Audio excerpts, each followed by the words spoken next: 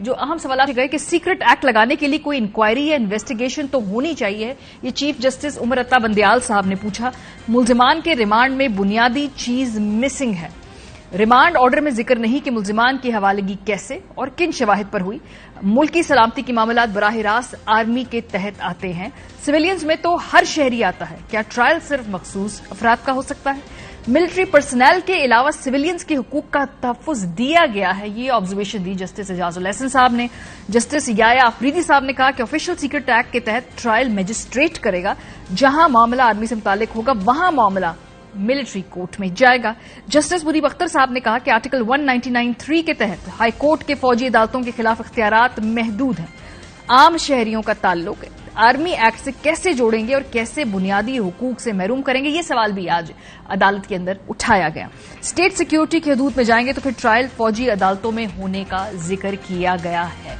एक तरफ तो ये बेंच बना, फिर वो रिकॉन्स्टिट्यूट हुआ, लेकिन हुकूमत ने अपना माइंड पहले से ही दे दिया और इस पूरे फ्रंट को लीड कर रहे हैं ऑब्वियसली राला सनाउल्लाह साहब। उन्होंने कहा कि ये फैसला जो है ये गैर कानूनी है और ये जो फैसला आएगा तो उसका जो पिछले इलेक्शन के फैसले जैसा कुछ हाल होगा, यानी ऑलमोस्ट वो यही कह रहे कि हम नहीं मानेंगे। क्या कहा राला सनाउल्लाह साहब ने, सुनिए। एक ऐसा बेंच जो ये फैसले करने जा रहा है, 2 जजेस ने ये कहा है कि ये अदालत नहीं है, ये कानून और आइन के मुताबिक ये बेंच नहीं है। 14 मई के इलेक्शन पे वैसे ही हुआ, कहां से चला वो 9 से या 7 से और करते करते करते 3 पे आ गया। ये भी मुझे लगता है कि 9 से 7 और 7 से हो सकता है 5 और 5 से 4 पे चला जाए। मुझे इस बात का अंदेशा है, उसका फैसला भी जो है वो 14 मई के पंजाब में इलेक्शन जैसे किस्मत से जो है वो 2-4 ना हो। और वो फैसला जब था आया सामने तो उसके बाद को नहीं माना गया था। वो इन सो मेनी वर्ड्स वो ये कह रहे कि ये फैसला भी हुकूमत शायद ना माने। ये जो पिछले इलेक्शन के फैसले में 4-3, 3-2 वाली कंफ्यूजन हुई थी, इसको एड्रेस किया कल जो पिटिशनर्स है उन्होंने आके। खोसा साहब ने कहा कि बड़ी क्लैरिटी से बता दें कि ये बेंच रिकॉन्स्टिट्यूट हुआ है, अब ये 7 मेंबरान हैं जो ये केस सुनेंगे। इसमें अगर मगर 4-3 वाली कंफ्यूजन है नहीं, इसको कैसे एड्रेस किया खोसा साहब ने, सुनी।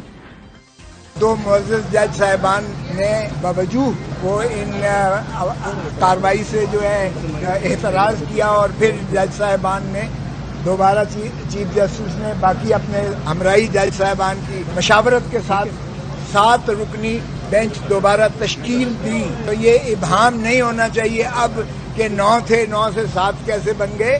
तो ये 7 रुकनी बेंच ही अब ये सुन रहा है और ये बेंच की तश्कील 9 हुई है।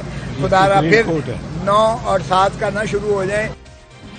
लेकिन लगता है कि अभी ये कंफ्यूजन, कॉम्प्लिकेशन आगे बढ़ेगी। ये मामला जब शुरू हुआ तो हुआ क्या था? जस्टिस जवाद ख्वाजा साहब जो कि साबिक चीफ जस्टिस है पाकिस्तान के, उन्होंने और बैरिस्टर एतजाज अहसन की जानिब से जो दरखास्तें थी उनके नतीजे में 21 जून को एक 9 रुकनी बेंच तश्कील दिया गया। उसके जवाब में ही हुकूमत ने पहले दिन ही कह दिया, इरफान कादिर साहब ने आकर कह दिया कि बेंच गैर कानूनी है, इसकी जो कॉन्स्टिट्यूशन है वो आइन और कानून के मुताबिक नहीं हुई है। जरा सुनिए। सबसे पहली बात तो ये है कि मैं समझता हूँ ये बेंच कॉन्स्टिट्यूट हुआ है ये इलीगली हुआ है, लॉ के खिलाफ हुआ है। जो लॉ है वो उसके मुताबिक जो सीनियर मोस्ट 3 जजेस हैं इंक्लूडिंग द चीफ जस्टिस वो बेंच कॉन्स्टिट्यूट कर सकते हैं। हालिया कानून साजी हुई है, उस पर किसी ने या तो उसको स्ट्राइक डाउन कर देता ना, क्या कि अनकॉन्स्टिट्यूशनल है।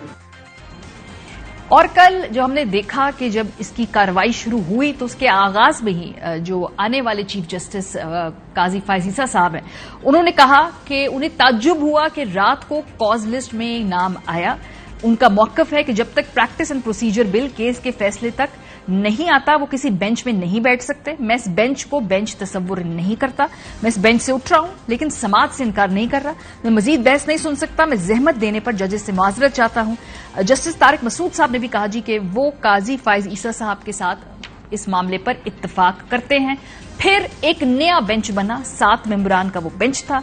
इसमें जस्टिस जो चीफ जस्टिस साहब है उन्होंने कहा कि 2 जजेस ने प्रैक्टिस एंड प्रोसीजर केस की बुनियाद पर एतराज किया है, लेकिन उनको ये मालूम नहीं कि इस केस में अटॉर्नी जनरल ने वक्त लिया है। चीफ जस्टिस के हम रिमार्क्स के बाद बेंच उठकर चला गया और एक 7 रुकनी नया बेंच तश्कील दे दिया गया। और जो अहम सवालात पूछे गए हैं कार्रवाई के दौरान वो ये है कि 9 मई या इसके बाद होने वाले वाकयात में मुबैना तौर पर मुलव्वस होने के इल्जाम में कितने अफराद इस वक्त सिविल और फौजी फौजी हिरासत में हैं। जेर हिरासत अफराद में खवातीन और बच्चों की तादाद क्या है? जेर हिरासत अफराद में सहाफियों और वुकला की तादाद क्या है? तो आज सुप्रीम कोर्ट में अटॉर्नी जनरल साहब ने बाकायदा इसका जवाब दाखिल कराया, यानी कि लीगल फ्रंट पे हुकूमत ये केस लड़ रही है, चाहे पॉलिटिकल फ्रंट पे वो कहें कि इसका फैसला मानेंगे या नहीं मानेंगे। तो जो जवाब आया है वो ये है कि एमपीओ के तहत 117 अफराद जो जुडिशियल तहवील में हैं, 102 अफराद फौज की तहवील में हैं। फौज की तहवील में कोई खातून और कम उम्र नहीं है, कोई सहाफी और वकील फौज की तहवील में नहीं है। मिलिट्री अथॉरिटी को 102 लोगों की कस्टडी दी गई। हुकूमती पॉलिसी है कि किसी खातून या बच्चे का केस मिलिट्री अदालत में नहीं जाएगा। सो अभी तक इस केस में ये सब कुछ कार्रवाई हुई है। मंगल तक मोस्ट प्रोबेबली इसका कोई ना कोई नतीजा आएगा।